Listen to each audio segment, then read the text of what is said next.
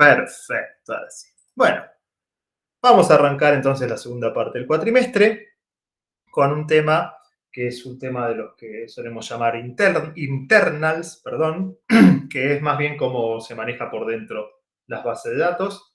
Son tres grandes temas lo que vamos a ver. El que vamos a ver esta clase y la que viene tiene que ver con cómo se resuelven consultas. Y después las otras clases nos quedan el tema de concurrencia y el tema de recuperación, que bueno, todavía no me adelanto, pero es cómo internamente funciona una base de datos. Por las dudas aclaro que hice unas pequeñas correcciones a las filminas hace bastante poco, a las 4:25, así que si las bajaron antes, vuelvan a descargarlas. Pero bueno, en sí lo que vamos a ver hoy entonces, entre hoy y la clase que viene, perdón, es un tema de cómo resuelve una base de datos una consulta. Paso a pantalla completa. ¿Te hago una consulta? Sí, señor. ¿Esto, digamos, va a ser todo a nivel teórico o, digamos, vamos a ver como prácticamente cómo se resuelven? ¿Cómo, digamos, Tenemos, trabaja por dentro? no directamente, ahora le iba a comentar eso, o sea, no vamos a llegar a un nivel de que puedan programar una base de datos, pero sí vamos a ver algoritmos básicos y vamos a mostrar un poquito cómo internamente lo resuelven. Listo, gracias. ¿Sí? Bien. Cualquier cosa me interrumpen, ¿eh? Yo no tengo problema. Bueno, nosotros hasta ahora lo que veíamos, esquematizado un poquito, con un dibujo bastante feo que hice yo, tirábamos un select cualquiera, de alguna forma esto llegaba al sistema gestor de base de datos, que es una caja que no sabemos qué corno hace por dentro, y esto nos devolvía ciertos datos en forma de tabla. ¿Sí? Internamente, y muy a alto nivel, podemos dividir que hay tres cosas que están ocurriendo para que pase toda esta secuencia. La primera de todas es el parser y el translator. Esto es un string, una cadena de caracteres. Básicamente lo que tiene que hacer es rechazar una consulta inválida. ¿Y qué es lo que tiene que revisar? Primero tiene que revisar que sea una consulta SQL válida, o sea, porque empiece con una palabra clave. Si yo acá le mando lucasroman punto y coma, eso no es una consulta inválida. Pero también tiene que, en base a las definiciones de datos que tiene, revisar que sea válida. O sea, por ejemplo, acá yo estoy poniendo where C1 mayor a 20. Si C1 fuera, por ejemplo, una fecha, no puedo comprar una fecha con 20, o si fuera una cadena de caracteres, o si fuera un booleano. Es decir, también hace una validación en base a los datos que tiene de qué esquemas de tablas tengo dentro. De hecho, también tiene que existir una tabla que se llame tabla, con columnas C1 y C2. Si no, esta consulta, por más que es un SQL válido, no es válido para el esquema de la base de datos. Luego, ¿qué es lo que pasa internamente? Bueno, convierte esta consulta en una expresión de álgebra relacional. Esta es bastante sencilla de hacer, fíjense que es simplemente una selección y una proyección, o en este caso también podría haber sido primero la proyección y luego la selección, porque estoy haciendo una selección sobre C1 que lo está proyectando, así que acá son equivalentes. De alguna forma lo convierto en expresión de álgebra relacional, no es algo complicado, pero la parte que sí nos interesa es esta de aquí. Luego, esa expresión de álgebra relacional se convierte a otra expresión equivalente. ¿Con qué fin? Buscando de que sea más óptimo. Ahora vamos a explayarnos bastante sobre esto. Y esto, bueno, ustedes a veces me decían, ¿por qué a veces no pones un join y pones un producto cartesiano? Bueno, porque internamente el optimizador va a convertir una expresión equivalente, que el producto cartesiano con una selección lo va a convertir en un join. Y luego de llegar a esta expresión equivalente al relacional, va a llegar a una estrategia para cada operador. Es decir, el álgebra relacional, que sí o sí es procedural, que dice primero z al operador, luego tal otro, luego tal otro, bueno, con la expresión equivalente voy a decir en qué orden se ejecutan los operadores. Y con la estrategia para cada operador voy a decir cada operador cómo se va a resolver, porque como vamos a ver en estas dos clases que vienen, esta y la que viene, cada operador tiene distintas estrategias para hacerlo. Una vez que se hace todo esto, lo que terminamos teniendo es un plan de ejecución, que básicamente es qué operadores voy a hacer, en qué orden y con qué estrategia cada uno, y en base a eso voy a devolver el resultado. Los ejecuto contra los datos y devuelvo los resultados. Entonces esto es muy a grandes rasgos todo lo que vamos a estar tratando en estos días. Bueno, acá está un poquito más explicado lo que acabo de decir. Importante es que el plan de consulta, que es el tema de una expresión de álgebra relacional equivalente, se hace mediante heurísticas, vamos a hablar ahora, y que el plan de ejecución los vamos a manejar sobre metadatos, que también lo voy a explayar un poquito ahora, que porque me interesa saber qué estructuras de datos tengo, qué índices tengo, y en base a eso voy a elegir distintos algoritmos. Pero de vuelta, esto es una pequeña introducción, resumen, créanme que todo esto lo vamos a estar hablando. ¿Alguien? No levante la mano, interrúmpanme de una, sí, Tobías. Ah, bueno. Sí, sí, Eh, sí. Esto viene a ser algo, ponele, como hace el compilador de GCC con el código C, ¿no? Te lo optimiza a un punto que como que hace cosas raras. O sea, que no queda igual la consulta Y, o el programa a como bueno, nosotros lo hicimos sí, no, porque... porque, claro, el GCC ya te optimiza algo que es procedural, Ah, ok, no es lo ¿no? mismo Y esto entonces. no es procedural, entonces acá es más como decidir qué hacer.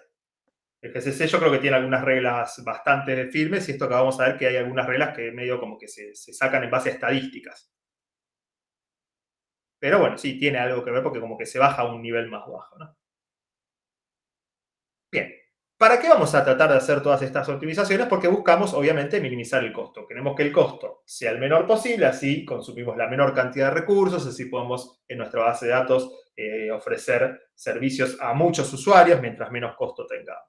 En general, lo que nos interesa es el costo de acceso a disco. En general, este es el costo que es el más limitante, tanto para lectura como para escritura, pero puede haber casos muy particulares en lo que haya otros costos. El costo de procesamiento, si sobre los datos se tiene que hacer algún procesamiento raro. Hoy por hoy debería ser un procesamiento muy raro, no sé, minar un Bitcoin o algo por el estilo, calcular un hash muy raro como para que sea considerable en comparación al costo de acceso al disco. El costo de uso de memoria nos interesa en bases de datos que tiene una gran cantidad de datos. Y también el costo de uso en redes, si está la base de datos distribuida o si hay algún tipo de red en el medio, son costos que tengo que tener en cuenta para todo el proceso que vimos antes. Nosotros nos vamos a centrar únicamente en el costo de acceso a disco porque en la gran mayoría de los casos este es el costo más grande de todos y entonces minimizar este costo es lo que más nos interesa. Es decir, no vamos a estar analizando estrategias para minimizar estos otros costos, sino que básicamente lo que vamos a tratar de hacer es leer o escribir la menor cantidad de bloques a disco totales. Y esto también es algo importante que lo recordemos, yo creo que a esta altura ya lo deben haber visto en algún momento, pero en general cuando accede al disco rígido no le puede decir dame un byte. ¿Sí? Uno trabaja generalmente con bloques de disco, que tiene algún tamaño, generalmente es alguna potencia de 2, y si quiere leer solo un byte, en realidad el disco le va a mandar todo el bloque a la memoria y de esa memoria va a leer un byte. Pero nos interesa que vamos a estar trabajando con bloques. Entonces, nuestras unidades de lectura y de escritura que vamos a estar trabajando no van a ser ni bytes, ni megabytes, ni nada, sino que vamos a trabajar con bloques. Tantos bloques escritos y tantos bloques leídos. ¿Sí? Vamos a considerar que es tan costoso leer un bloque como escribir un bloque, con lo cual no vamos a hacer una diferencia entre ambos. Y si hay 3 lecturas y 5 escrituras, es lo mismo que si solo había 8 lecturas o si solo había 8 escrituras. Sería un costo equivalente. Bien. No me queda mucho más de la introducción. Vamos a empezar entonces con la primera parte, con las reglas de equivalencia. ¿Para qué? Para convertir una expresión de álgebra relacional en otra expresión equivalente de álgebra relacional. Tenemos distintas reglas de equivalencia, ¿sí? Ya lo tenemos, la primera conversión hecha. Nosotros tenemos que pasar del lenguaje SQL a álgebra relacional, tenemos que pasar del declarativo a uno procedural, tenemos una forma bastante trivial de hacerlo, salvo que la consulta sea muy complicada con subconsultas o cosas que no vimos en la materia de álgebra relacional de agrupamiento porque era avanzado, pero una consulta clásica seguramente la podemos pasar a un join, más luego una selección y finalmente una proyección. Pero esto no tiene por qué ser lo óptimo, ¿sí? Uno ya dice una forma de proceder, una forma de hacerlo, pero quizás no es lo óptimo. Lo más probable es que hayan varias expresiones de álgebra relacional equivalentes. Salvo que la consulta sea un único operador o sean pocos operadores y que tienen que sí o sí estar hechos en un orden determinado, seguramente va a haber varias expresiones de álgebra relacional que resuelvan la misma consulta. Y es muy probable que los costos no sean iguales, con lo cual la idea sería encontrar una expresión equivalente, pero que minimice el costo. El tema es que revisar todas las consultas equivalentes generalmente es algo muy costoso. Imagínense un join de muchísimas tablas, por ahí tiene distintas formas en las que se puede encarar y no es la idea tener que probar muchísimas alternativas. ¿Sí? Y cada operador que voy agregando potencialmente me agrega muchas más distintas variantes de la misma consulta y eso se hace muy complicado si tuviera que evaluar todos. Con lo cual, en un ratito vamos a ver dónde está, vamos a ver algunas heurísticas para tener que elegir una equivalencia que en la mayoría de los casos va a ser mejor que las otras. No siempre, porque no estamos probando todas y puede haber un caso medio border que lo estemos obviando, pero estas heurísticas hacen que sea sencillo elegir una que casi seguro siempre va a ser la mejor. Pero antes de ver las heurísticas, para ver qué podemos hacer, vamos a ver qué cosas se pueden hacer, cuáles cosas son equivalentes. Y cuando decimos que dos expresiones son equivalentes, si yo tengo una como la de la izquierda, podría cambiarla para una de la derecha, y si yo tengo una de la derecha, podría cambiarlo para una de la izquierda. Es decir, eso es lo que va a hacer el motor internamente.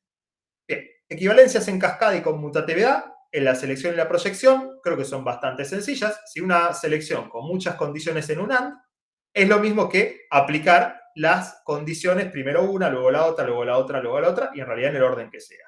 Si es lo mismo que lo podemos convertir en varias selecciones, o si tenemos varias selecciones, lo podemos convertir en una con el AND. Si tuviéramos condiciones con un OR, es lo mismo que aplicar cada condición por separado sobre la relación, y luego con la unión quedarme con las filas que cumplen o una, o la otra, o la otra, o la otra, etc.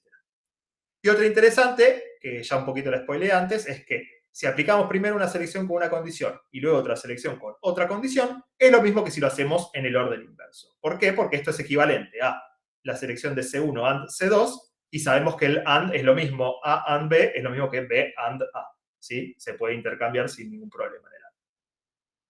Con la proyección tenemos algunas cosas parecidas. Si aplicamos muchas proyecciones una arriba de la otra, es equivalente a solamente aplicarla de más afuera, ¿sí? Porque al final me termino quedando únicamente con los atributos que están de más afuera. Y tenemos una que tiene una pequeña aclaración, esta no se cumple siempre, que es que una proyección sobre una selección es igual a la selección sobre la proyección solamente cuando la condición utiliza únicamente atributos que están entre los atributos proyectados. Es decir, si yo tengo una condición del estilo padrón igual a 8000 y a eso luego le aplico una proyección que me quedo con algunas columnas, entre ellas el padrón, podría haberlo hecho al revés. Primero hacer la proyección y luego la condición. Ahora, si yo hago una condición sobre el padrón y después solamente devuelvo el nombre, no es lo mismo porque si acá yo primero me quedo únicamente con el nombre, después ya no puedo la condición aplicarla sobre el padrón porque ya no lo tengo. ¿Hasta acá me vienen siguiendo? ¿Venimos bien? Esta partecita la doy medio rápido porque son medio sencillotas. ¿Te puedo hacer una consulta? Sí, por supuesto. Se supone que ahorita no deberíamos estar visualizando costos, ¿no? O sea, porque yo entiendo lo que me dices, pero no... Todavía no Ok. llegamos a calcular los costos. Ahora lo que Ok. vamos a hacer es buscar una escribación, una expresión equivalente al álgebra racional. Después ya vamos a ver cómo calcular los costos, ¿sí? Vale, gracias. Bien. Y en teoría, Bueno, las de las derechas serían mejores, o en este nunca lo caso. sabemos. Ok. Todavía estamos viendo equivalencias. Ahora después vamos a ver heurísticas para ver cuándo me conviene hacer una u otra cosa. Lo importante es que sepamos que esto es equivalente. ¿Sí? Bien, sobre el producto cartesiano y la junta y operadores de conjunto. Bueno, el producto cartesiano y la junta, R por S es lo mismo que S por R, R join S es lo mismo que S join R, es decir, el orden en el que haga las operaciones es indistinta. Y también si tengo tres operaciones, puedo hacer primero R por S o R join S y luego juntarlo o hacer el producto cartesiano con una tercera relación T, o podría primero hacer la segunda con la tercera y luego con la primera. Es decir, acá el orden no tendría por qué cambiar, ¿no? Y en operaciones de conjunto, se da algo parecido, ojo acá solo con la unión y la intersección, la resta es un caso muy particular, pero bueno, la unión entre dos relaciones es lo mismo que la unión entre la segunda y la primera, lo mismo con la intersección, R intersección es lo mismo que es intersección R. También si tenemos tres cosas, es lo mismo si hago la unión primero o que si la hago después, y lo mismo con la intersección. La resta no, R menos S no es lo mismo que S menos R, y no es lo mismo A menos B, todo eso menos C, que A menos B menos C. Eso, la resta no tiene estas equivalencias. Una equivalencia que es muy interesante es la que suele surgir siempre en las clases de SQL, el producto cartesiano entre dos relaciones, al cual después le aplico una condición por una selección, es equivalente a un join con esa condición entre R y S. Hacer una junta es equivalente a realizar el producto cartesiano entre las tablas y luego revisar la condición de junta. Es decir, que si yo le había escrito un select que tenía varias tablas separadas por coma y en el where había una condición que podía ser de junta, lo más probable es que lo convierta a algo equivalente que es un join. Y otras equivalencias un poquito más raras, pero que está bueno nombrarlas, es que cómo puedo distribuir la proyección y la selección en la junta. Si yo tengo una junta entre dos relaciones y le aplico una condición, si esa condición se puede llegar a escribir como una condición que depende solo de R and otra condición que depende solo de S, es lo mismo que si antes de hacer el join hago la selección en R y hago la selección en S con la condición que sea. Es decir, si esta condición era, no sé, el nombre de alumno igual a tanto, y el nombre de la materia igual a tal cosa, y estaba juntando alumno con materia de alguna forma, yo podría antes haber hecho la selección sobre alumnos y antes haber hecho la selección sobre materia y después juntar. Y la proyección tiene una que es más o menos parecida, que si yo estoy proyectando por atributos y todos los atributos de la junta están contenidos en X, esto es importante, podría haber hecho la proyección antes de hacer la junta en ambas relaciones. Pero es importante esto, ¿sí? Si yo lo que termino proyectando no son los atributos de la junta, no es lo mismo porque acá cuando intenta hacer la junta no va a tener los atributos por los cuales tiene que combinar filas de ambas relaciones. Creo que no me queda ninguna más. Son bastante sencillas. Pero ahora sí vamos a ver las heurísticas de optimización. Es decir, en base a todas las equivalencias, ¿qué me conviene tratar de hacer? Y bueno, acá tengo dos consultas que son absolutamente equivalentes, pero que pueden tener costos distintos. Vamos a ver un poquito de las consultas, yo creo que se llega a leer. Acá arrancamos de la tabla de jugadores, ¿estos se acuerdan del dataset del mundial que vimos para el álgebra relacional? Arrancamos por la tabla de jugadores, hago una selección de que el nombre sea Lionel Messi, luego hago un join entre el resultado de esa selección y la tabla de goles, la tabla scores era la tabla de goles, y luego hago una proyección del atributo minuto. Que básicamente esta consulta lo que resuelve es en qué minutos hizo Lionel Messi goles en el mundial. Y acá tengo otra que es absolutamente equivalente, pero lo que hace es un producto cartesiano entre players y scores, y a la salida del producto cartesiano hace una selección que busca ambas condiciones, que el nombre sea Lionel Messi y que el player ID de scores, que le habíamos puesto antes en el join, fue el player ID de players. Y finalmente hace la proyección del minuto. ¿Cuál le parece que va a tener un mayor costo? ¿La de la izquierda o la de la derecha? La de la derecha porque tenés muchas más filas que procesar.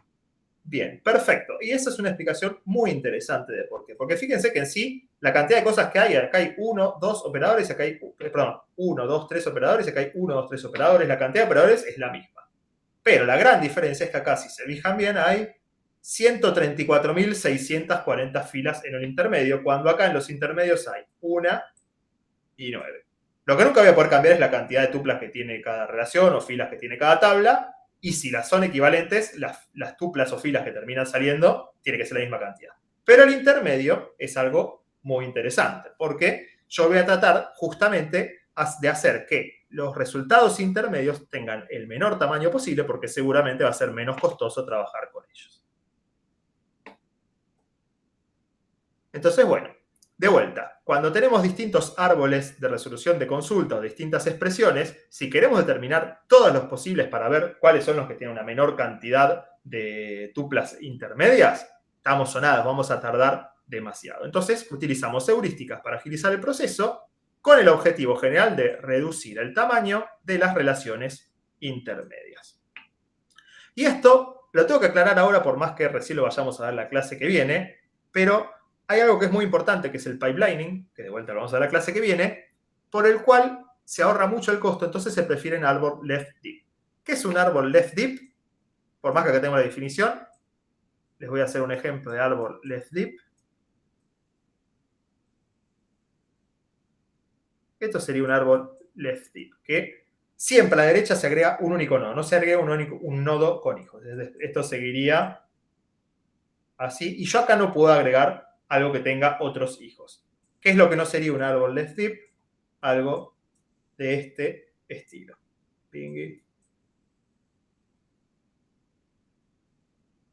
Que a la derecha se agregan dos tablas con un operador en el medio. Siempre a la derecha se van agregando nuevas tablas que se combinan con lo que venía de la izquierda. Entonces, siempre... Perdón, profe. Sí. En el caso de la izquierda, que sería un árbol left deep, ponele que si nombramos a los nodos por altura, el nodo número 3 sería el primero de la derecha. ¿Este de acá vos me decís?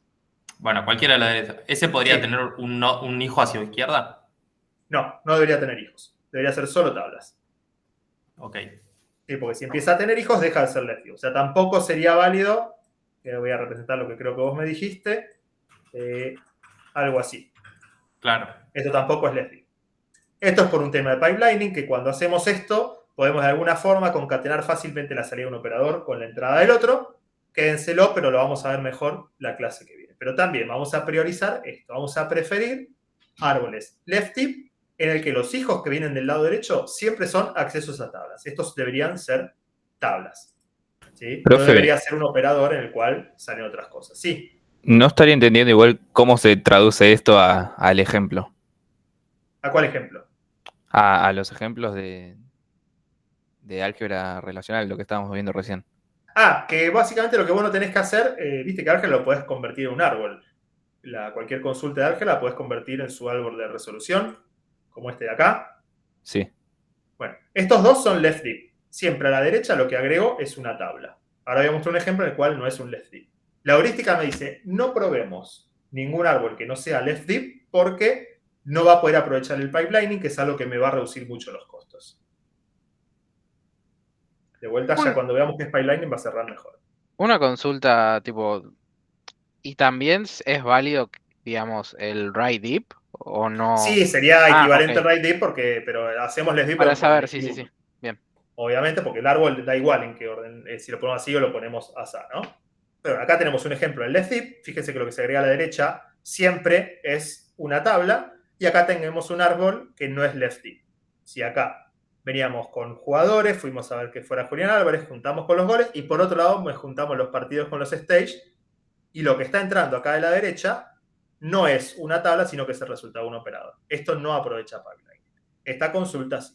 Entonces, si alguna vez tenemos esta consulta, que no me acuerdo qué era, en qué etapas metió goles Julián Álvarez, creo que era, la heurística esta la va a aceptar, pero esta ni siquiera la va a probar, porque lo más probable es que no sea buena porque no aprovecha pipeline. De vuelta, esto la clase que viene va a cerrar un poquito más.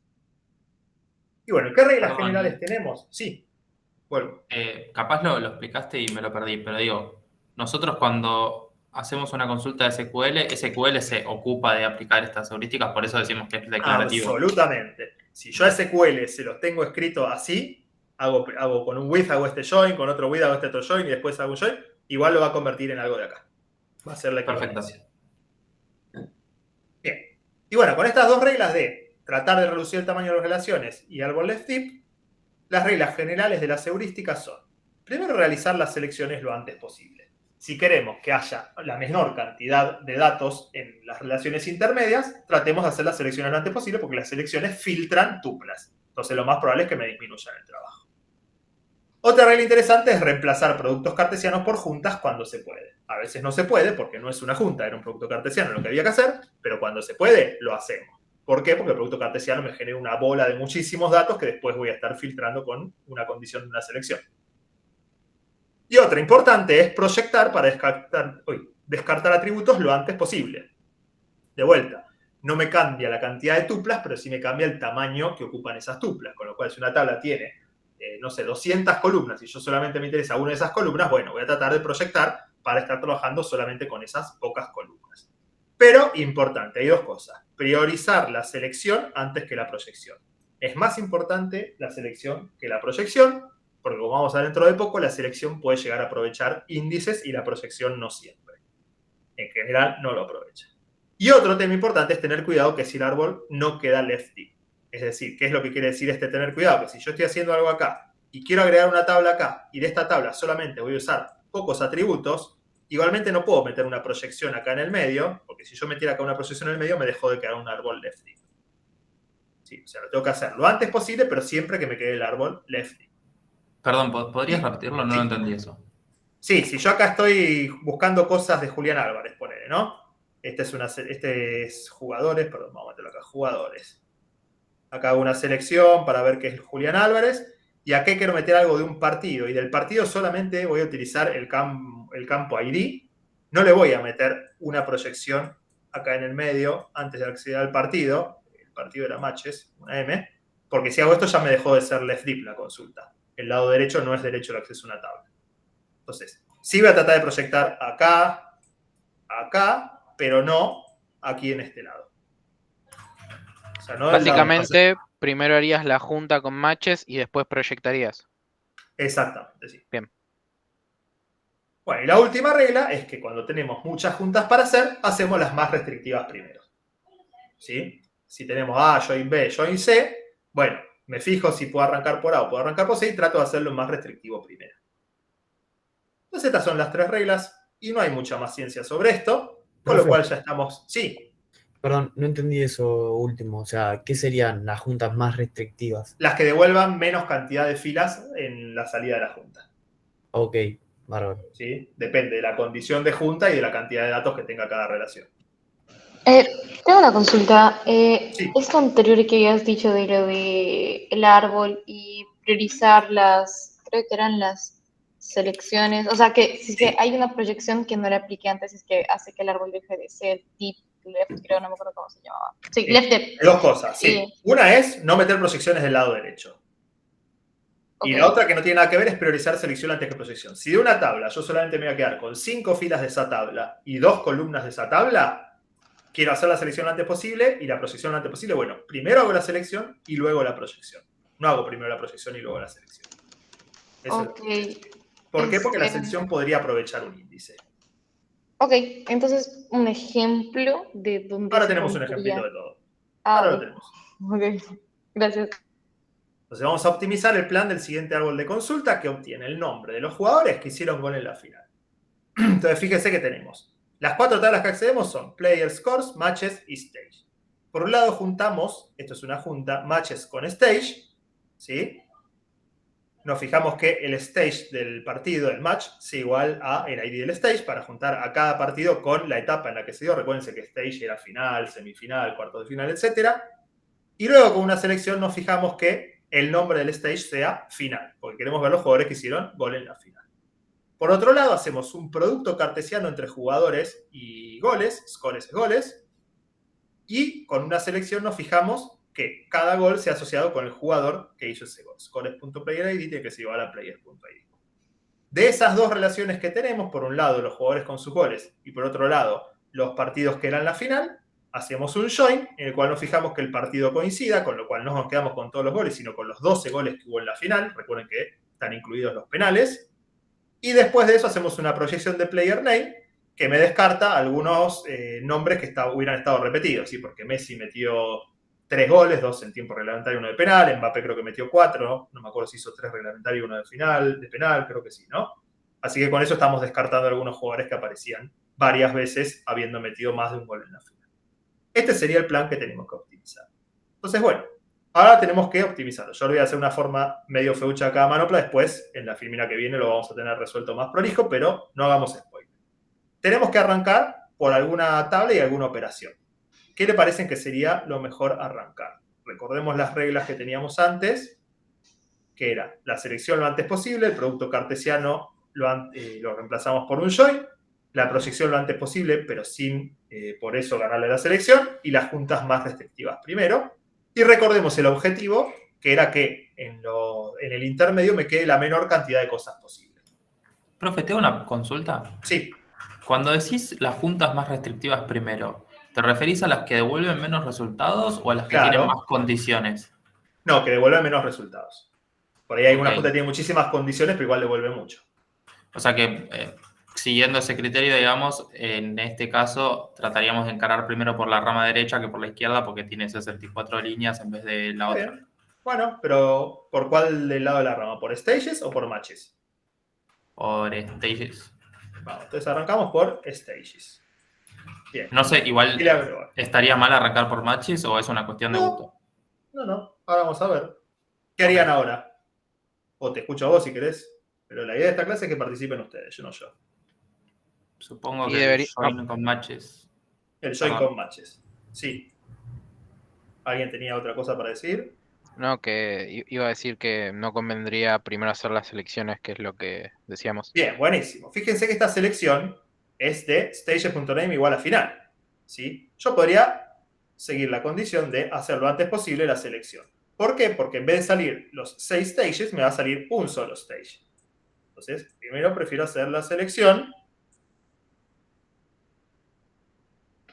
Y ahí sí hacer el join. ¿Sí? Esta selección sería con final. Vamos a ponerle así. Entonces, cuando haga el join, acá que salían 64 filas, ya van a dejar de salir 64 filas, porque hay solo un stage que es de la final y va a haber solo un match de la final. Entonces, ya de este join va a salir una sola fila y no 64. Ya ahí mejoramos muchísimo. Bien, ¿ahora qué harían? Creo que tenés una selección de un producto cartesiano. Creo que se puede reemplazar por... Esto lo podríamos reemplazar por un join, pero no lo podemos juntar con la salida de stage y matches todavía. O sea, si acá yo agarro y lo meto con otro join, no estoy respetando la regla del left-in. Claro. Entonces Entonces, absolutamente de acuerdo que esto lo vamos a tener que convertir en un join, pero ¿cómo lo enganchamos con lo que venimos haciendo ahora? Entiendo que no lo podés unir a players, pero sí a scores, porque un partido tiene scores. Es este join de acá. Es este Claro. join de acá arriba, ¿no? Entonces haríamos un join con scores. ¿Y ahora qué más haríamos?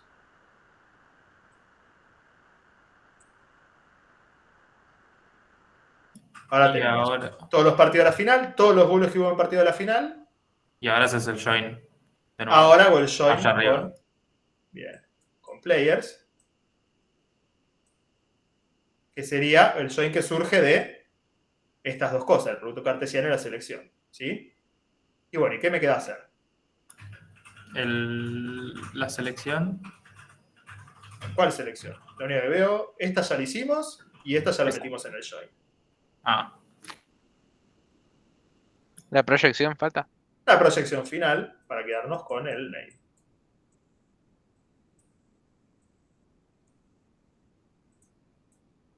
Bueno, esto está bastante bien. Es un árbol de Steam. Hicimos la selección lo antes posible. Fíjense, acá va a salir un solo stage.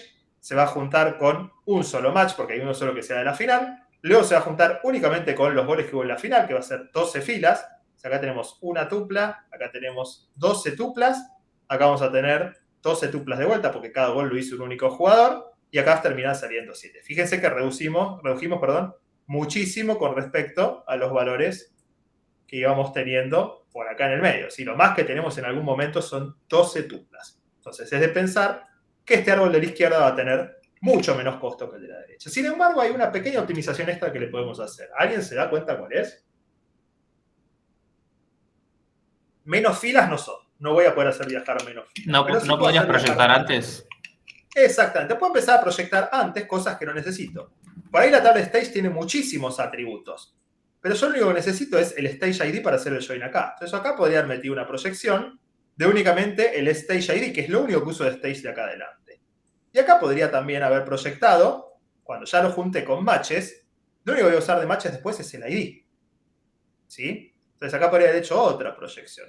Y lo mismo acá me parece, ¿no? Cuando lo proyecto con el score, lo único que me interesa acá es el Player ID, para luego juntarlo con un jugador, ¿sí? El score es lo único que uso es Player ID.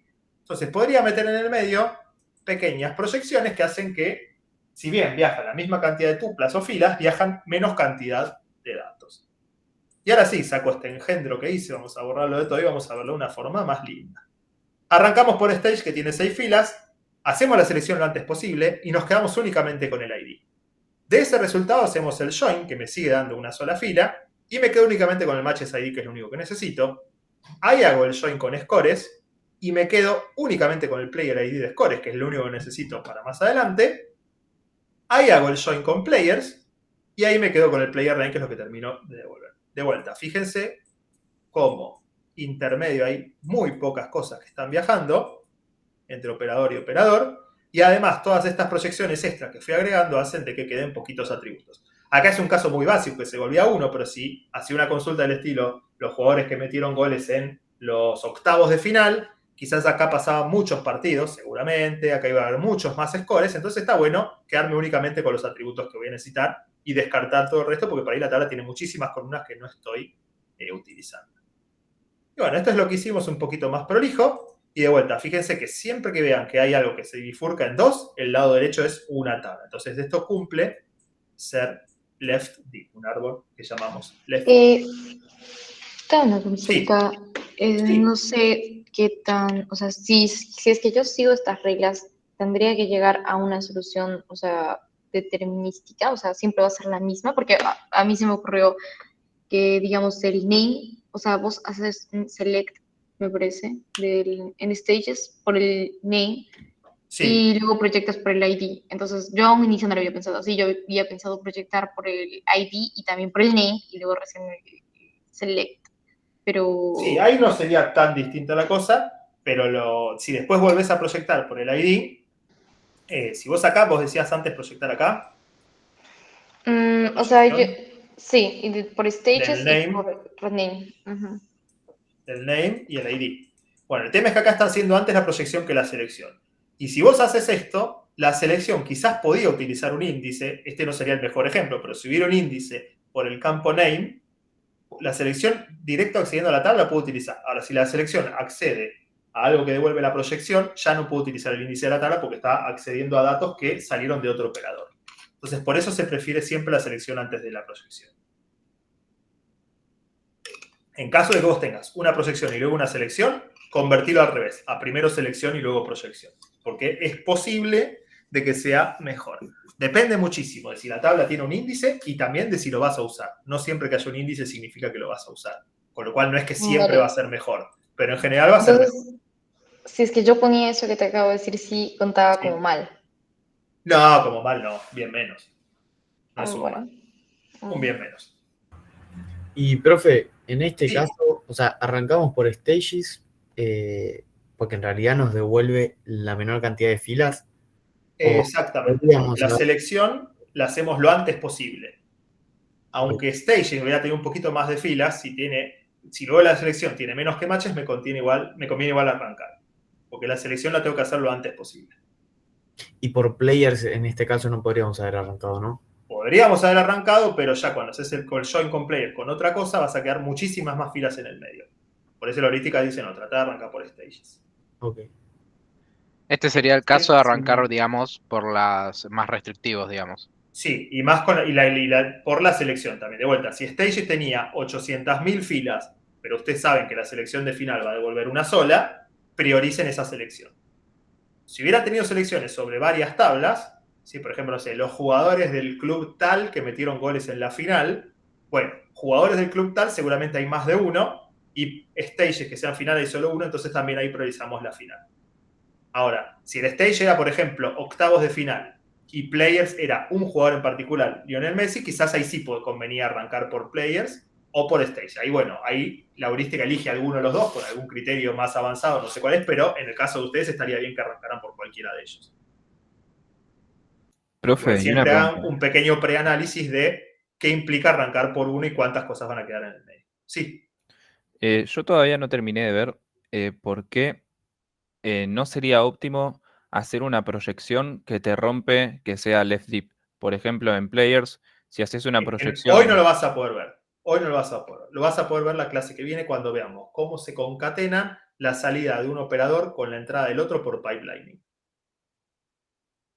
Ok. Aceptame quedarte con esa duda hasta la clase que viene, ¿dale? Y ahí te prometo que si no salió, lo vemos. Bueno, ¿Sí? Tiene un tema con cómo se resuelven los operadores. Muy a grosso modo lo que te digo ahora es que a veces un operador mientras está resolviendo puede frenar y puede acceder a la siguiente tabla solo con un subset de datos. Ahora, si ya esa segunda tabla vos ya la preprocesaste y no la tenés en memoria porque no te entra, la tenés que bajar a disco y ahí empiezan a subir y bajar de disco y el costo aumenta. Es una optimización que vamos a está ver la bien. clase que viene. Muy a Ok. grandes rasgos la vamos a ver la clase que viene cuando veamos pipeline. Bueno, creo que con esto no tenemos mucho más. Y, profe, ¿Sí? Sí, sí. y todo esto, digamos, lo hace el sistema de gestor de base de datos por dentro, digamos, Exactamente. está esto Sí, señor. programado así. Sí, sí, y mucho más complejo, porque también maneja agrupaciones, maneja subconsultas, etcétera, etcétera. Una locura. Una locura. Bueno, por eso no es sencillo hacer una base de datos. Bueno, y ahora vamos a hablar un poquito de metadatos. Voy a volver un poquito para atrás. Acá está.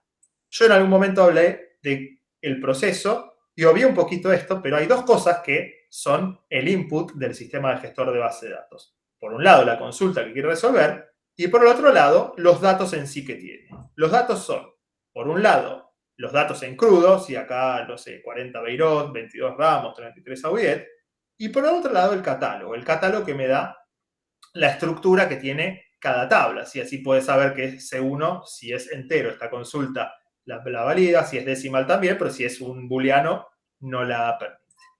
Pero además, para optimizar las consultas, el sistema gestor de base de datos, en los datos, tiene no solamente los datos que uno carga con un insert y modifica con un update y borra con un delete, sino que además internamente trabaja con lo que se llama metadatos, es decir, datos de los datos. Son datos que los va manteniendo automáticamente, datos acerca de los datos, y que le permiten mejorar la efectividad al momento de resolver una consulta. Una vez que ya elegimos el árbol, que fue el paso anterior, lo que tenemos que hacer es decir de qué modo resuelvo cada operador algebraico. Es decir, yo voy a hacer la consulta de este modo, bueno, ¿cómo hago esta selección? Porque hay distintas alternativas de hacer la selección. ¿Cómo hago este join? Porque como vamos a ver ahora dentro de poco, hay 4 métodos para resolver el join. ¿Cómo hago esta proyección? ¿Cómo hago este join de acá? Entonces tiene que decir para cada operador qué estrategia va a utilizar. Cada operador tiene distintos algoritmos, que los vamos a ver, que dependen el costo de muchos factores, ¿sí? En general, lo que es más importante es cuántos datos va a trabajar y qué tamaño tienen. A veces también la existencia de índices me puede hacer que se agilice una consulta. Y muchas veces también los operadores van a depender su costo de la memoria disponible. Hay operadores que funcionan muy bien cuando hay mucha memoria disponible y no tan bien cuando hay poca memoria. Entonces, en base a estos 4 factores, vamos a decidir cómo resolver cada uno de los operadores. ¿Sí?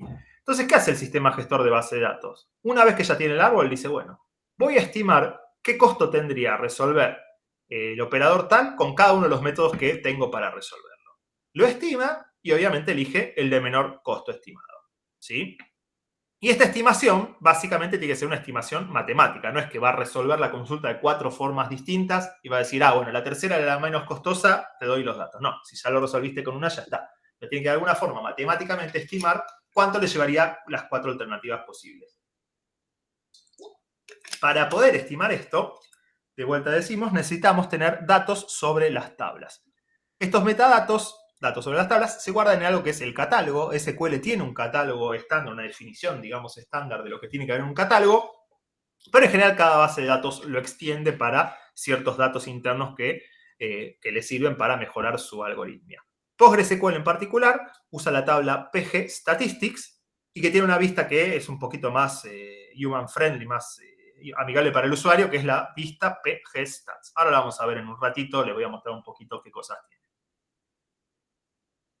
Nosotros vamos a trabajar con versiones básicas de los algoritmos. La idea mía no es que ninguno de ustedes salga de acá sabiendo programar una base de datos desde cero, pero sí que tenga una punta para que si alguno alguna vez lo quiere hacer, sepa por dónde empezar a buscar. O sea, vamos a ver algoritmos bien básicos, con lo cual vamos a trabajar con datos bastante básicos. ¿Qué datos asumimos que una base de datos tiene? Bueno, para cada relación o para cada tabla, sabe cuántas filas tiene esa tabla. NDR lo llamamos nosotros. NDR es la cantidad de filas que tiene la tabla R al momento de ejecutar la consulta. BDR es la cantidad de bloques que ocupa la tabla R.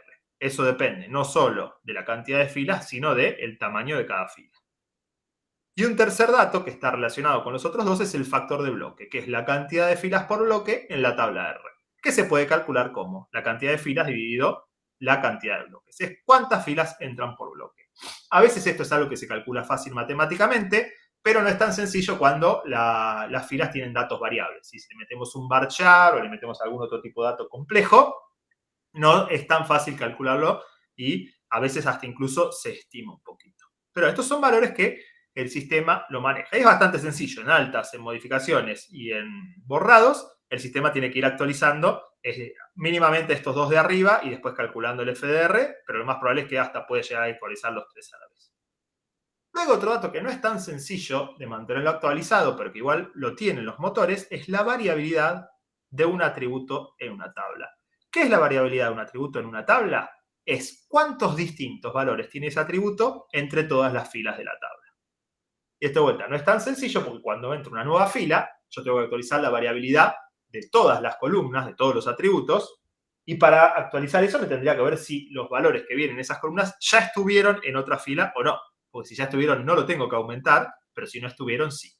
Y en tablas muy grandes no es fácil hacer esto porque no me voy a recorrer toda la tabla para cada columna. Entonces generalmente lo que se suele hacer en esto es una actualización cada cierto tiempo se actualizan los valores y generalmente también se suele hacer que se actualice sobre un muestreo de los datos cuando hay una gran cantidad de datos. No sobre todos los datos, sino con un muestreo. Son aproximaciones, pero que cumplen bastante, son bastante representativas en sí de los datos. ¿Hasta acá me siguieron? ¿Estos valores que guarda la base de datos? Sí. Para cada tabla y para cada fila de cada tabla, sí. Puede ser que quizás, bueno, si esta actualización de la variabilidad se hace cada tanto tiempo, puede ser que a veces se aproveche el count para actualizarlo? Podría ser tranquilamente, sí. Desconozco si lo hacen los motores o no, pero sería una estrategia tranquilamente de hacerlo. Si cada vez que yo hago una consulta que haga el count, real count distinct por ahí, puedo ir a actualizarlo. Claro. Y seguramente tiene formas de ir actualizándolo en el medio. Y solamente un motor se da cuenta de si está con una carga de procesamiento muy grande o no, como para poder hacerlo. Por ahí si está teniendo muchísimas transacciones, no se pone a actualizarlo por más que tuviera el dato, porque necesita tener mejor performance. Pero Claro. no llegó a tanto, ni vamos a llegar a tanto. Ok. Bueno, otra información que tiene es sobre los índices, que ahora vamos a hablar un poquito de los índices, pero igual lo noto acá porque queremos que me queden todos los simbolitos.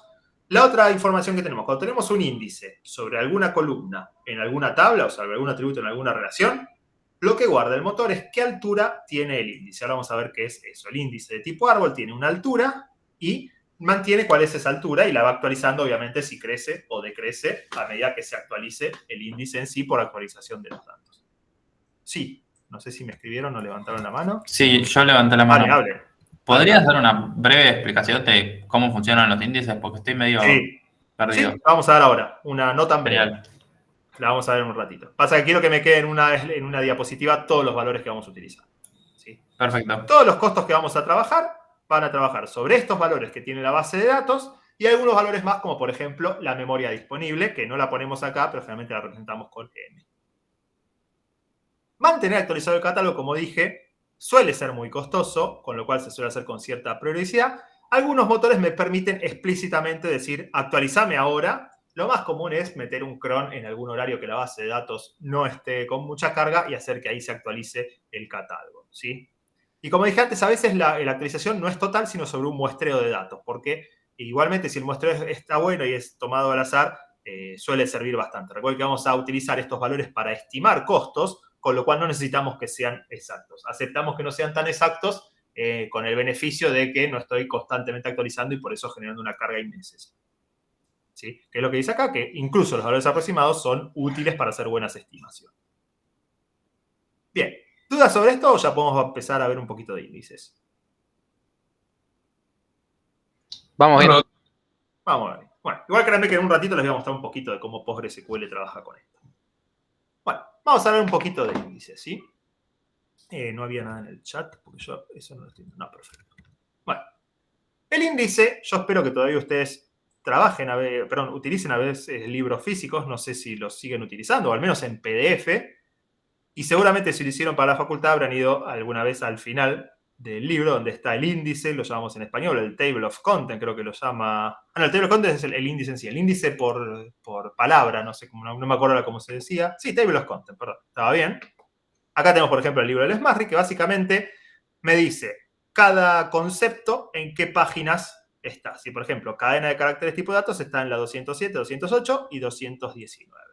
Bueno, ¿y esto qué me sirve? Yo tengo que estudiar física, tengo que estudiar termodinámica, saco un libro de física que es más o menos de este tamaño y en vez de leérmelo todo hasta que encuentro dónde está termodinámica, voy al final y me dice termodinámica está en la página 548. Voy derecho a la página 548 y solamente me leo ese capítulo, porque el resto no me interesa. Esto es muy parecido a lo que pasa en un sistema gestor de base de datos. Lo que pasa en un sistema gestor de base de datos, cuando yo creo un índice por una o varias columnas, va a decir los valores que tienen esas columnas, en qué bloques de disco están. Entonces, por ejemplo, si yo hago un índice en la tabla de alumnos por apellido, ¿sí? Mi índice va a tener como entradas, digamos, todos los apellidos posibles y para cada apellido me va a decir el o los bloques en los cuales hayan fila de ese apellido. Entonces, por ejemplo, Román me puede decir bloque 4, bloque 55. Eso significa que en el bloque 4 y en el bloque 55 hay filas cuyo apellido es Román. Después Rodríguez, otro número de bloque. En ese bloque va a haber filas cuyo apellido sea Rodríguez, etcétera, etcétera. A veces hay un solo bloque donde están, como sería este caso de acá, y a veces puede ser una lista de bloques, como sería acá. Producto cartesiano está en distintas páginas, o el análogo sería que esté en varios bloques. Yo puedo indexar a la tabla por muchas expresiones, lo que a mí se me ocurra, ¿sí? En general, ¿sí? Se puede convenir tener índices, espera que... Vamos a ver esto por acá. Se me fue. Suele convenir tener índices de columnas con poca variabilidad o con mucha. Lo que más me sirve, en realidad, no tiene tanto que ver con la variabilidad, aunque sí tiene algo que ver, digamos, pero lo que más me interesa es con columnas por las cuales yo vaya a hacer búsquedas, ¿sí? Porque por ahí una columna con Tipo muchos ID, por todavía ejemplo, después, una columna de padrón. si voy a buscar por padrón, me conviene muchísimo. ¿Sí? Lo que creo que me estaba queriendo decir Marcos es, por ejemplo, por género, por ahí no me conviene tener un índice porque no es tan discriminante el género. ¿Sí? Eso lo vamos a ver ahora en un ratito. Pero igualmente, si hay una columna que tiene muchísima variabilidad y yo después no la uso en ningún where, ni la utilizo en ningún join, por ahí el índice no me ayudaba mucho. ¿Se entiende lo que quiero decir, Marcos? Sí, sí, perfecto. Bien. Entonces depende, lo que más importa es ver qué uso le vamos a dar al índice. Bien. ¿En qué está? Ah, sí, bueno, puedo indexar los datos de una tabla por uno o más expresiones, o sea, puede haber índices compuestos por varias expresiones, que sería un ejemplo, indexar por apellido y nombre. Entonces yo puedo buscar por Román Lucas y me dice, mira, filas cuyo apellido es Román y nombre de Lucas están en el bloque tal y tal. En general, eso tiene la ventaja de que puedo hacer búsquedas más específicas, pero a su vez el índice va a ser un poquito más grande. El índice generalmente está implementado con un árbol de más. Ahora vamos a hablar un poquito de qué es eso. Y como dije antes, para cada posible valor de las expresiones indexadas, me va a decir en qué bloque o en qué bloques hay filas con ese valor. Y esto agiliza la búsqueda. Del mismo modo de que yo no me tenía que leer todo el libro, sino que iba al final, buscaba termodinámica y después leía las páginas donde decían termodinámicas, yo no me tengo que leer toda la tabla, sino que puedo ir al índice y que me diga en qué bloques están los valores del que estoy buscando en particular y voy a buscar solamente en esos bloques sin leerme todo el resto de los bloques. ¿Sí? Lo interesante es que los índices no solo agilizan búsquedas por esas expresiones por igualdad, sino que también por rangos. ¿Sí? Es decir, yo podría buscar las palabras que empiezan con termo y terminan con termu. Y bueno, todo ese rango lo puedo buscar y me va a decir una gran cantidad de páginas y después voy a buscar solamente esas páginas. Y esto es algo que creo que ya lo voy a explicar un poquito más con detalle, pero cuando hay índices por varias expresiones, solamente agiliza búsquedas que las usen en el orden definido. Es decir, si yo indexo por apellido y nombre, eso me va a ayudar a búsquedas por apellido y por apellido y nombre. Pero no me va a agilizar búsquedas por nombre, porque no están ordenados por nombre en sí. Si yo tengo un índice por apellido y nombre, quiero buscar quiénes se llaman Lucas, ese índice no lo voy a poder estar aprovechando porque no tiene un orden. El análogo a eso que yo les digo es, imagínense si yo estoy buscando por letras, si cada letra fuera una columna. Si yo quiero buscar por las que empiezan con C, este índice me sirve. Si quiero buscar las que empiezan por CA, también me sirve. Ahora, si quiero buscar aquellos cuya segunda letra es la A, no me sirve, porque acá hay muchas A, pero después con la D va a haber otras muchas segunda letra A, después con la E va a haber muchas otras segunda letra A, etcétera, etcétera. Es una pequeña analogía pava que yo hago para que recuerden eso. Pero bueno, de vuelta, índices por varias expresiones. Si se usa en el orden definido, puede agilizar las consultas. Profe, Sí, capaz lo dijiste y se me escapó, pero no ¿qué hay es un problema, lo árbol B+. repito. Sí, ahora vamos a verlo. Ahora lo vamos a ver. Esta es toda una gran intro, pero ahora vamos a ver. No en tan detalle, pero vamos a ver qué es un árbol de base. Y bueno, tema del índice, como ya le dije, no es que vayamos a poner índices porque sí, porque tener un índice agiliza las consultas, pero empeora la performance de actualizaciones a la base de datos, porque cualquier cambio que se haga sobre un dato que requiera actualizar el índice implica a que cueste un poquito más esa actualización. En altas, yo tengo que agregar entrada en todos los índices, es decir, si hay muchísimos índices, una alta va a ser más costosa. En bajas lo mismo, porque tengo que quitar las entradas en todos los índices que existen. Y en modificaciones, si cambié el valor de algo que esté indexado, también tengo que actualizar el índice. Tengo que hacer una baja y una alta. Si yo tenía alguien que se llamaba Lucas Ramón y voy y le cambio el apellido por Lucas Román, tiene que darlo de baja en la entrada de Ramón y tiene que darlo de alta en la entrada de Román para que luego las búsquedas lo puedan encontrar. Entonces, no es que vamos a meter todos los índices que querramos porque sí. En general, lo que se suele decir, y esto tómelo con pinzas porque cada caso es particular, pero lo que se suele decir es: primero, armemos los índices básicos para join y después, si tenemos alguna consulta que vemos que tiene mala performance, ahí vemos cómo hacer un índice para esa consulta en particular. Pero en general no es que hay que agregar inicialmente índices porque sí. Y siempre esto hay que tratar de testearlo. Lo mejor hoy por hoy que se puede, en mi época no se podía, pero hoy por hoy se puede, trabajar con algún tipo de set de datos similar al que va a estar en producción. Mejor si es una copia del productivo, pero si no, se puede simular tranquilamente. Hoy por hoy tienen páginas web que le dicen: para una tabla de este estilo, generame 1.000.000 de filas con una distribución probabilística tal, tal y tal, y se lo hace sin ningún problema. Y hoy por hoy una computadora uno puede ir probando las consultas y ver cómo performan y en base a eso tomar decisiones de cuáles son las consultas que van a ser un cuello de botella y ver cómo mejorar la performance en eso. Esa es mi pequeña recomendación, pero de vuelta, Hay algunos que no les gusta tanto esa alternativa. Bueno, lo importante es que sepan que crear un índice no es algo que es solamente algo que mejora las cosas. Mejora las consultas seguramente, pero empeora las actualizaciones de datos. También ocupan espacio en disco, eso es algo que a veces es necesario considerarlo. Hoy por hoy el costo de espacio de disco no es tan importante y los discos pueden manejar tranquilamente varios índices sin que sea una preocupación, pero puede llegar a ser importante si están haciendo algún tipo de aplicativo en algún sistema embebido muy corto, o si tienen un set de datos importante, no sé, en alguna aplicación de celular, puede llegar a influir el tema del espacio en disco. Estos son casos mucho más particulares, que antes en mi época sí era importantísimo tratar de reducir el espacio de disco porque era mucho más costoso y no era tan fácil tener. Pero bueno, sepan también que tiene esa contra. Bueno, ahora sí voy a hablar de árboles B, así que si les queda alguna duda sobre esto, los escucho. Por ahora no. Bueno, vamos a hablar un poquito de árboles B. Los árboles B son un tipo de árbol que tiene ciertas reglas de actualizaciones en particular. No las vamos a ver en gran detalle, las voy a comentar un poquito por arriba, pero estas reglas de actualizaciones están buenas porque les dan varias propiedades que hacen que sean buenas para ser utilizados por índice. Una de las propiedades que tiene que es interesante es que salvo el nodo raíz, todos tienen al menos un 50% de ocupación. Esto está bueno porque hace que los nodos, que no haya un nodo que esté muy vacío. En general los nodos están como la mitad llenos o un poquito más incluso.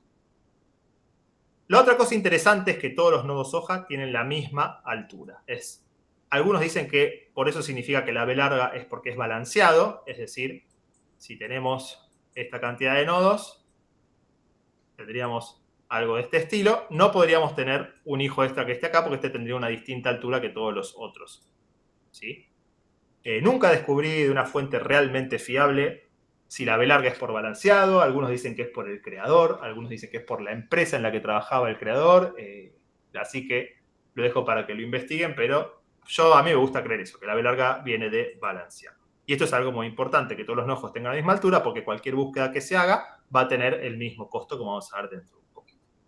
Entonces, están los nodos casi siempre, por lo menos mínima la mitad llenos y casi siempre inclusive más.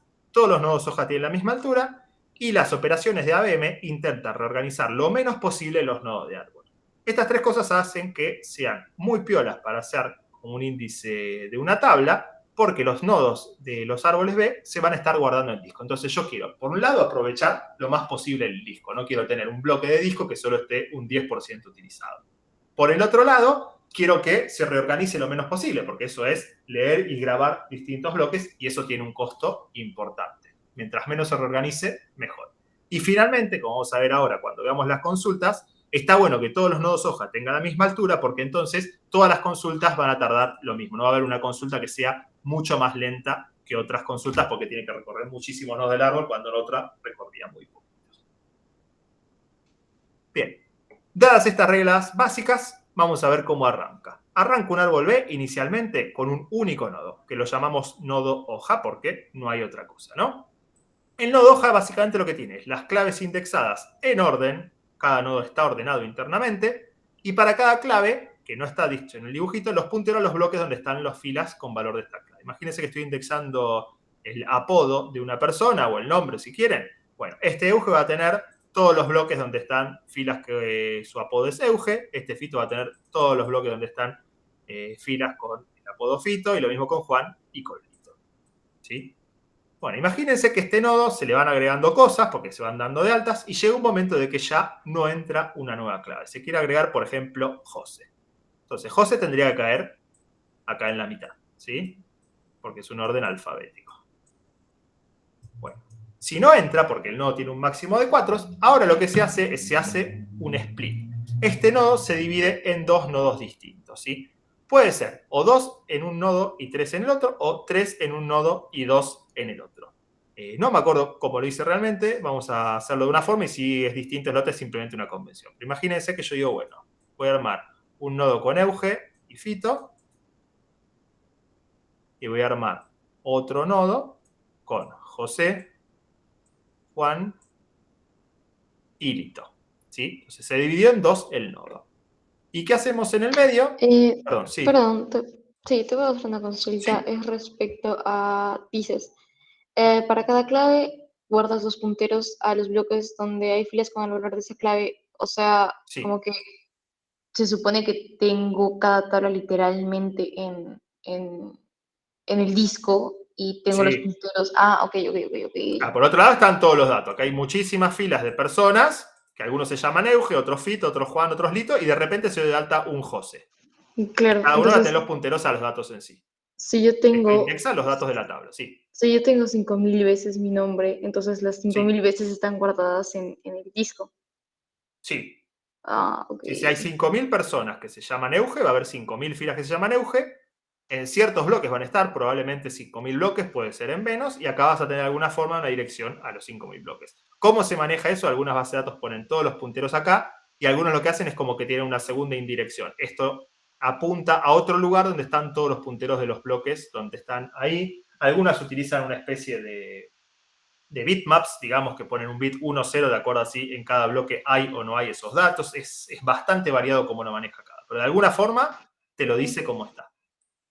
Vale, ¿Sí? gracias. Bueno, volviendo a esto, entonces puse 2 de un lado, 3 del otro, porque va a haber 5 entradas en el índice, ahora en más. Y bueno, esto dejó de ser un árbol, lo que hay que hacer es conectar a estos dos nodos con un nodo padre, que lo que voy a poner en el nodo padre es José. ¿Por qué José?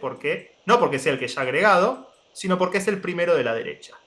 Y este nodo padre me va a decir, mira, este nodo padre me indexa los nodos hoja que están acá, porque dice, acá a la izquierda hay solamente valores que sean menores o iguales a José. Y acá a la derecha hay valores que son mayores o iguales a José. ¿Sí? Entonces lo voy a pasar a una parte más prolija, que es lo que tenemos a la derecha. Bueno, no es exactamente el mismo ejemplo, pero es puso 3 a la izquierda y 2 a la derecha, pero de vuelta es lo mismo. Se quedan 3 de un lado, del otro, y de vuelta. El que es el izquierdo de acá se promueve a un nodo de arriba. Y acá lo que está diciendo es que de este lado están los menores a Juan. Y de este lado a la derecha están los mayores iguales a Juan. Entonces, cuando hacemos un split, que un nodo se divide en dos, el que me quede como primero de la derecha se promueve a una clave en el medio. Y esto me sirve para indexar los nodos hoja. Entonces, si acá se empezara a agregar alguna otra cosa, A, y cuando se quiera agregar BB, este va a ser otro split. ¿Y qué es lo que va a quedar? Va a quedar algo de este estilo. Ahora, si lo voy a tratar de hacer de esta misma forma, va a quedar A por un lado, BB y Euge, después Fito y José. José, esto es una O, ahí está. Y Juanilito. Y acá voy a tener Juan, que ya estaba. Y este, que fue el que splitió, tiene que Fito subir acá arriba. Y Fito va a tener un puntero acá, va a haber un puntero acá, y va a haber un puntero acá. Esto que me dice, que los que son menores a Fito van a estar en este nodo, los que son entre Fito y Juan van a estar en este nodo, y los que son mayores o iguales a Juan van a estar en este nodo a la derecha. Es decir, cada split empieza a promover hijos a la clave de arriba. Los nodos hoja, siempre internamente, sí. Tengo una consulta. El dibujo que acabas de borrar, Sí, no, perdón. no había ningún, sí, no hay problema. No había ninguna flecha a lo lateral entre Bien. las hojas. Ahora ¿Significa voy a algo? explicar esta flecha. ¿Esta de acá vos decís?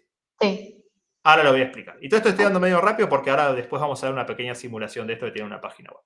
Pero bueno, entonces se van promoviendo los nodos a los nodos de arriba que indexa los nodos de abajo. Acá empezamos a tener dos tipos de nodo. Los nodos de tipo hoja, ¿sí? Y los nodos que son no hoja. Profe, Los nodos que son no hoja, sí, dame un segundito, apuntan a nodos del árbol de abajo, no apuntan a los datos. De hecho, fíjense que, por ejemplo, el hito no está acá. Y los nodos hoja son los que apuntan a los datos. Sí. ¿Qué me dijo, profe? sí, creo que ahí me respondiste lo que te iba a preguntar. Porque Bueno. no es que sube Juan, sino que es como que hay un puntero a los nodos hoja. Exactamente. Este Juan no sube con todos los punteros a los datos, sino que el Juan va a apuntar únicamente a los nodos de abajo, que en este caso son nodos hoja. Podríamos tener más estructuras para arriba que apuntaran a otro lado. Lo importante hasta ahora es, los nodos internamente siguen quedando en orden y los nodos hoja se conectan entre sí para búsqueda de rango, que es esta flechita acá. ¿Para qué me sirve esta flechita? Cuando hago el split, no solamente promuevo uno para arriba, sino que además los conecto entre sí para que yo pueda hacer búsquedas de rango. Si yo quiero buscar todos los que empiezan con J, sería, ya acá me dice, empiezo por Juan, me dice, mira, a la izquierda hay algo que puede ser menor a Juan. Como yo busco que empiece con J, pues llegar a la izquierda. Entonces llego acá, encuentro que José empieza con J, y como estoy buscando todos los que empiezan con J, tengo que seguir hasta el siguiente nodo, y acá voy a llegar hasta Juan. Este sería el rango que yo tendría que buscar. Entonces, por eso están conectados. A veces hay una doble indirección, a veces es para solo un lado, depende muchísimo de las implementaciones del árbol D.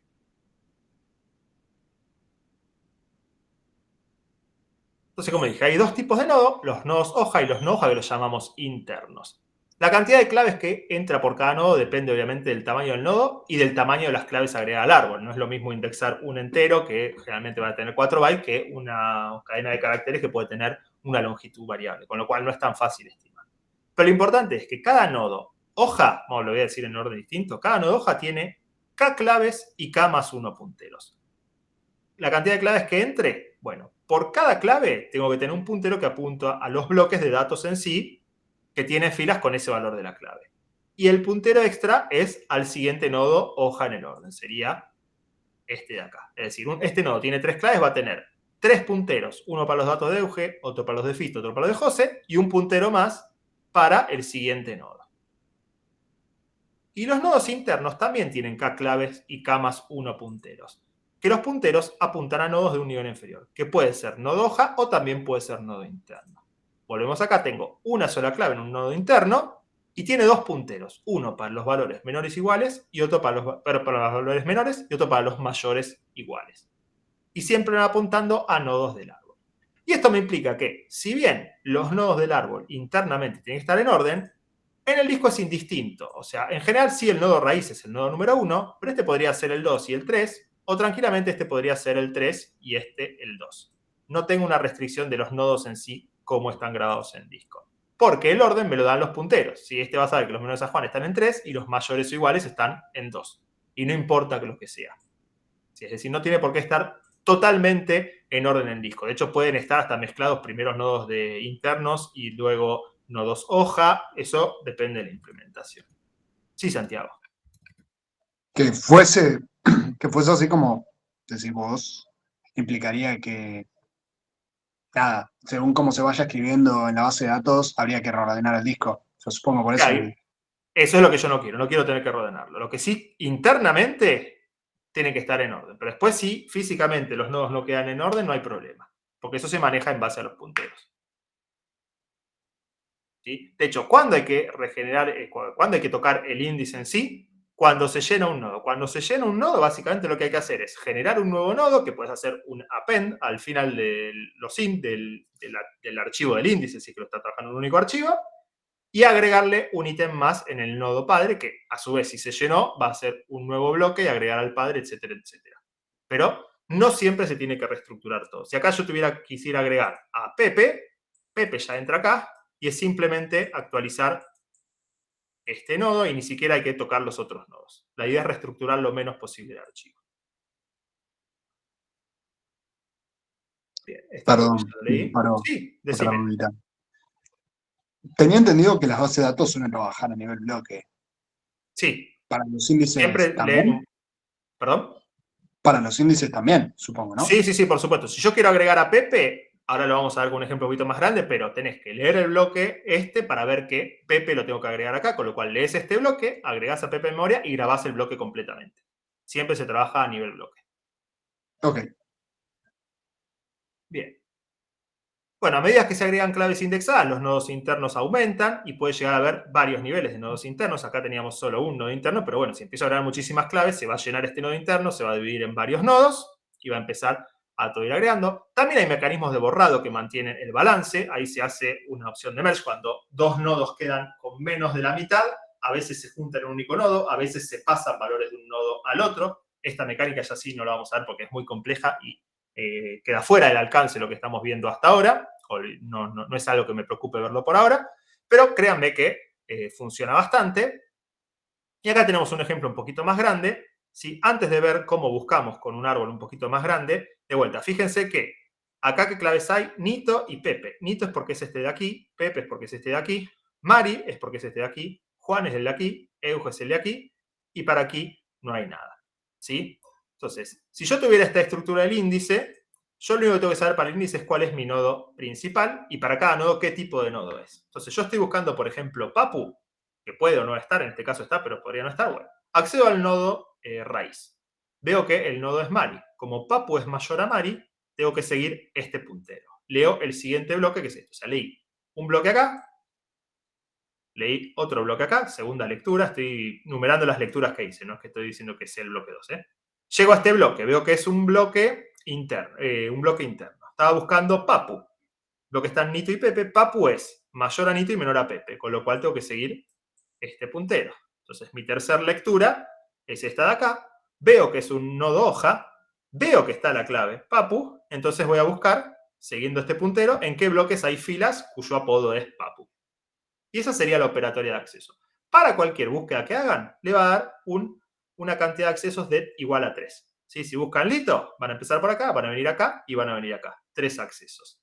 Sea lo que sea que buscan, inclusive si buscan a alguien que no está, buscan, no sé, a justo todo lo que se me ocurre está a Suki con Z. Bueno, van a venir acá, después venir acá, después venir acá. Suki no lo encontraron, no devuelven nada. Pero siempre son 3 accesos. Por eso es que me interesaba que la altura fuera balanceada, que no hubiera alguna hoja con mayor altura, en este caso a 3, para que todas las búsquedas tengan un mismo costo. Profe, Sí. y si los nodos raíz, digamos, perdón, los que no Sí. son las hojas, fueran de 3, tendrías 4 redirecciones. 4 digamos, punteros. porque Sí, hace señor. como la permutación. Exactamente. Bien. Bueno, acá les dejé un link en la filmina. Si vienen acá al árbol B+, tienen una forma de generar un árbol B+. Fíjense, estoy generando datos al azar y pueden jugar, pueden ir borrando, pueden cambiar la cantidad de claves, pueden resetearlo. Acá, este caso en particular es cómo lo implementa MySQL. No es exactamente igual a lo que le doy yo. Bueno, esperen que voy a sacar un poco, porque si no ya no entra en la pantalla. Vamos a meter menos datos. ¿Cuál es la diferencia? Bueno, la primera es que tiene doble indirección, ¿sí? Para un lado y para el otro. Y la segunda es que promueve también el más a la izquierda, que yo no lo hacía. Fíjense que ese científico es el de acá. Yo estimo que lo hace MySQL para que ya cuando vos buscás, por ejemplo, el 22, ya con el nodo raíz dice, no, mira, el 22 no está en esta base. O sea, este en sí no era necesario, porque yo sé que en este nodo están todos valores menores a 1346 seguro, pero por algún motivo lo hice. Como dije, hay muchas implementaciones, pero fíjense que inclusive en acá ustedes pueden decir qué valores agregar. Si yo ahora quiero llegar a este nodo, por ejemplo, puedo meter el 999 y ahí hizo el split y promovió el 914. Este está bueno, lo pueden utilizar para jugar. Si le dan clic, lo borran. A ver si logro que se reorganice. No, no lo estoy logrando. Ahí cuando se vacía, lo reorganiza MySQL, ¿sí? Y bueno, pueden jugar si les interesa el tema. No es exactamente la versión que damos nosotros, pero es una versión interactiva que está bastante buena comparado con otras que vi. Pero ¿qué es lo importante que nos quede de todo esto? Vuelvo al PDF. Es que una búsqueda, ¿sí?, tiene tantos accesos como la altura del árbol. Y buscar no siempre es únicamente buscar el índice porque estoy haciendo una consulta, sino también para una actualización o un borrado, ¿sí? También si yo tengo que dar de alta algún valor, por ejemplo, si tengo que dar de alta a, no sé, José, creo que no está así, justo está, bueno, a Javi, ahí está, lo voy a tener que dar de alta en este nodo. Bueno, ¿cómo sé en qué nodo darlo de alta? Vengo, Mari para acá, para este lado, Javi tiene que estar por este en medio, queda acá en el medio, y bueno, si tengo que hacer un split, haré el split y promoveré a este nodo la clave que corresponda. Siempre recuerden que tiene que ser la primera de las claves. Fíjense que esta parte de acá arriba, los nodos internos tienen una cantidad muchísimo menor que los nodos de acá abajo. Acá tenemos 1, 2, 3, 4, 5, 6, 7, 8, 9, 10, 11, 12, 13, 14, 15 valores indexados, pero en nodos internos solamente estoy teniendo 5 valores. Y en general es bastante más reducido, con lo cual no suele crecer mucho en altura, sino más hacia los costados. Bueno, ¿para qué me sirvió todo esto? Para que tengan una pequeña idea de cómo funciona un índice. De vuelta lo vemos muy por encima. Y para que entiendan que el costo de usar un índice está dado por dos factores claves. El primero es la altura del índice. Busque lo que busque, la clave que busque, ¿sí?, voy a tener un costo inicial que es leer tantos bloques como altura tiene el índice. Accedo al raíz, accedo a varios internos si es necesario, hasta que llego al nodo hoja. Eso tiene un costo en particular igual a la altura. Y luego el segundo costo es para ir a los datos en sí. ¿Sí? Tengo que ver en cuántos bloques está el valor que yo estaba buscando. Si yo buscaba en la tabla de alumnos por el padrón Pérez, probablemente esta cantidad sea muy alta. Si buscaba por un apellido muy poco común, que no voy a decir uno porque por ahí justo le pego a alguno de ustedes y se ofende, pero ahí la cantidad de bloques va a ser seguramente menor. Eso depende ahí sí del dato que estoy buscando. Inclusivemente puedo llegar a buscar un apellido que no existe y esta cantidad extra va a ser 0 porque no hay bloques con ese valor. Como un pequeño detalle, si yo estoy haciendo un índice por superclaves, este costo extra siempre es 1. Si yo estoy indexando la tabla de alumnos por padrón, siempre el costo va a ser la altura del índice más 1, porque ese padrón va a referenciar únicamente a una fila, si es que existe ese padrón, que va a estar en un único bloque. Entonces, este es el corolario y un pequeño vistazo a índice de tipo árbol. Si a ustedes les interesa buscar, hay muchísimos libros sobre el tema, no tengo alguno para recomendar en particular, pues cuando yo lo estudié se veía de una forma bastante fea. Y hay muchísimas variantes, cada motor hace cosas distintas. Muchos motores inclusive hacen que haya un índice por clave primaria que apunte a los bloques de datos, y el índice secundario, que no es por clave primaria, apunta al valor de la clave primaria, con lo cual después tengo que utilizar el índice de clave primaria para llegar a los datos. ¿Por qué hace eso? Para tratar de minimizar la cantidad de cambios que hay que hacer en un índice si se llega a cambiar el bloque de la fila. Si a veces la base de datos reestructura los datos y a una fila la mandan a otro bloque porque, no sé, tenía mucho espacio desperdiciado y lo quieren achicar. Bueno, si tengo que actualizar todos los índices, es mucho más costoso que si solamente actualizo un índice principal de la clave primaria y todos los otros, como referenciaban al valor, no son actualizados. Eso lo doy así como por un ejemplo de distintas variantes que hay. Cada motor es un mundo distinto. Si les interesa investigarlo, en general los motores tienen una buena documentación de qué hacen con eso. Bien, ¿hasta acá me siguieron? Me queda una pequeña pavada de índices, sí. Sí, profe, una pregunta. Sí. Porque decís, en índices por superclaves este costo extra es 1. Eso es asumiendo que una fila entra en un bloque. Sí, no. Siempre una fila tiene que entrar en un bloque. Pero si yo tengo una tabla con 1000 columnas. Bien. En general las tablas tienen un límite. PostgreSQL tiene un límite a la cantidad de columnas que le puedes poner para eso. Y en general el manejo de, ¿cómo se llama? De campos large object, de los blob y los club, lo suelen manejar en otro lado. Igual entiendan lo que me quiere decir. Si hubiera alguno que sea demasiado grande, yo entiendo que la base de datos lo que hace es generar un tamaño de bloque interno más grande que el bloque de acceso a disco. O sea, si el bloque de acceso a disco es algunos K, pero necesita que sea mayor, trabaja con un tamaño mayor, o de últimas termina teniendo alguna indirección internamente. Pero no nos vamos a meter tan profundamente. Asumamos de que siempre los datos entran. Sí, obviamente tiene que manejar esos casos raros. Yo por ahí hablo siempre de bloque. A veces por ahí una base de datos dice, mi bloque internamente es de, no sé, 128K, por más que el bloque de acceso a disco sea, por decir un número, no sé, 30K, 32K, qué sé yo. No tiene por qué coincidir exactamente. Mira, ¿alguna otra duda?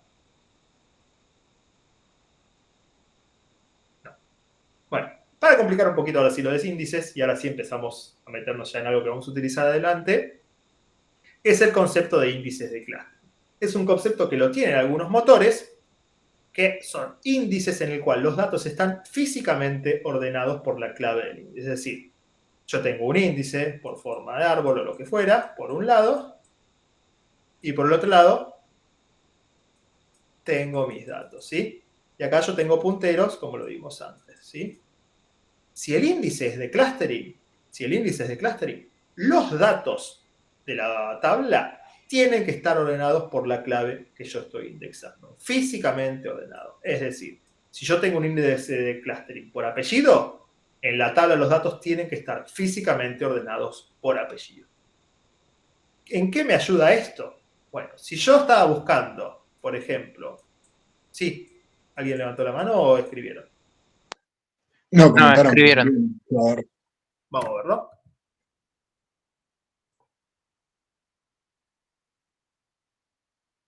Exactamente, sí, ya te me estás adelantando, pero sí, eso lo hice un poquito más para el lado.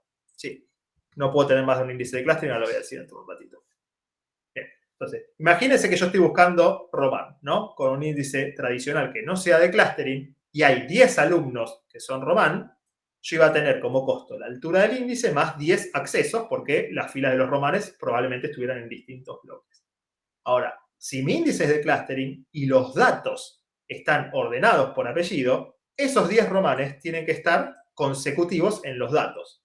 Entonces, ¿qué pasa? Si entran, por ejemplo, 5 filas por bloque, esos 10 romanes van a estar ocupando 2 bloques. En el peor de los casos 3, si justo se desbalancea un poquito, pero nunca 4 bloques, porque tienen que estar físicamente consecutivos. Entonces, eso me ayuda muchísimo, porque antes siempre eran 10 accesos más, y acá en este caso son o 2 o 3 accesos más. Me baja bastante la cantidad de accesos extra que tengo que hacer. Entonces, a veces las bases de datos me permiten generar índices de clustering. ¿La ventaja cuál es? Que me reduce el costo de acceso cuando busco por esa clave en particular, el índice de clustering. ¿La desventaja cuál es? Que tengo que ordenar físicamente los datos por las claves del índice. Es decir, cualquier actualización sobre la tabla va a ser un poco más costosa porque tiene que mantener ese orden físico para que esta consulta sea más ágil. Bueno, entonces, el costo de mantener un índice de clustering es mayor porque se tiene que estar reestructurando no solo el índice, sino también el archivo con los datos, es decir, la tabla en sí ante ABMs. Ya lo avanzó su compañero, pero no puede haber más de un índice de clustering por tabla, ¿sí? Porque los datos físicamente pueden estar con un único orden, no pueden estar ordenados por apellido y por otro lado estar ordenados por nombre, ¿sí? El índice de clustering también agiliza consultas por rangos, ¿sí? Si yo busco todos los alumnos cuyo apellido comience con R, que sería un rango, es una consulta que la puedo agilizar bastante por un índice de clustering. Y como detalle particular, PostgreSQL no tiene índices de clustering, pero tiene un comando cluster que ordena físicamente la tabla en base a un índice. Es decir, yo defino índice, no le puedo decir que sea de clustering, pero puedo en algún momento decirle, hace clustering por tal índice. Y lo que hace es ordenar todos los datos de la tabla en base a las columnas que son la clave de ese índice. ¿Sí? Es un comando obviamente costoso, pero de vuelta, la idea de Postgre es ponerlo en un cron en un momento que la base de datos no tenga mucha carga, con una periodicidad interesante, y si es algo que tu tabla sea actualizada muchísimas veces, en general después no se desordena tanto, con lo cual seguís teniendo una mejora posible. Es una decisión de diseño. Creo que MySQL tiene clustering. SQL Server estoy casi seguro de que sí tiene clustering. Creo que, de hecho, por default, la clave primaria ya le pone un índice de clustering, ya que, salvo que yo se le diga lo contrario. Y bueno, cada motor debería investigar. Pero bueno, es interesante saber que puede haber un índice de clustering y que el costo es bastante menor. Bien. Una última cosita, creo que ya termino con índices, sí. Una última cosita con índices, y acá es una parte poco intuitiva. Ustedes ya creo que lo vimos cuando vimos SQL, los comandos de creación de índices, recuérdenmelo. ¿Vimos los create index? Sí. Sí, bien. Uno le puede entonces decir tranquilamente a un motor qué índices tener y qué índices no. Es un tema de diseño, como les dije antes. Uno trata de agilizar ciertas consultas, entonces trata de generar índices que le agilicen esas consultas, que el motor no puede saber qué consultas va a haber, con lo cual el motor no te genera índices automáticamente, salvo algunos casos en particulares. El de la clave primaria y restricciones de unique. Si cuando yo le pongo una restricción de clave primaria o una restricción de unique a un sistema gestor de base de datos, el tipo tiene que ver que no haya duplicados en base a esos valores. Entonces, si yo tengo una tabla de alumnos y le digo, mira, la clave primaria es el padrón, cada alta y cada modificación de padrón, el tipo tiene que ver que ese valor no se repita. Y no sería óptimo que lo haga revisando todos los alumnos de la base, porque podrían llegar a ser muchísimos alumnos. Entonces, es muy común, les diría que siempre, que una base de datos, cuando genera una tabla, me cree un índice por la clave primaria y también me cree un índice por todas las restricciones de unique que yo le doy. Siempre les diría, pero si no les gusta siempre, en 99,99% de los casos que eso pasa. Ahora bien, nosotros estamos en una materia de la facultad en la cual vamos a tratar de hacer ejercicios sencillos, entonces no asuman de que existan esos índices. Si yo le doy alguna tabla y tiene una clave primaria, no asuman de que exista un índice por esa clave. Solamente asuman que existen los índices que les doy yo en el ejercicio. ¿Sí? Entonces, bueno, este es un detalle más bien pedagógico que nosotros, para no hacer casos muy complicados, a veces le damos una tabla y decimos, no tiene índice, porque queremos evaluar cierta otra cosa. Bueno, no asuman en un ejercicio de la facultad nuestra de que existen estos índices automáticos, pero sí profesionalmente asuman que casi seguro están, y si no, lo pueden revisar tranquilamente yendo a ver el catálogo, ¿no? Pero bueno, solamente por un tema didáctico, no crean de que, no asuman, perdón, en un examen de que todas las tablas que tienen una clave primaria y una restricción unique van a tener un índice por ello. Solamente asuman lo que les damos nosotros. ¿Quedó claro esta pequeña aclaración? Sí. Bien, buenísimo. Bueno, creo que con esto corrí dicha toda la introducción técnica del tema. Lo que nos queda, puedo volver hasta el principio como para volver el índice, que lo vi un poquito por ahora. Fíjense que ya estamos hasta el punto 5. Lo que nos queda es el fuerte de estas dos clases que tenemos, que son estos dos puntos. Primero, ¿qué costo tiene cada operador? Los 4 operadores que vamos a ver son la selección, la junta, la proyección y los operadores de conjunto. ¿Sí? Producto cartesiano sí no lo vamos a ver, pero bueno, con join quedaría implícito, sería como un join sin condición. Y después vamos a ver pipelining, que tiene que ver con cómo se combina la salida de un operador con la entrada de otro operador. Pero ahora sí nos vamos a meter en una parte más bien de cálculos matemáticos, de estimaciones de costos, etc. Y vamos a tratar de ver operador a operador cómo podemos resolver la consulta de un operador en particular, qué distintas estrategias hay, qué costos tiene y por ende cuándo conviene hacer cada una. Entonces vuelvo aquí, pero creo que ya estamos en un momento de break.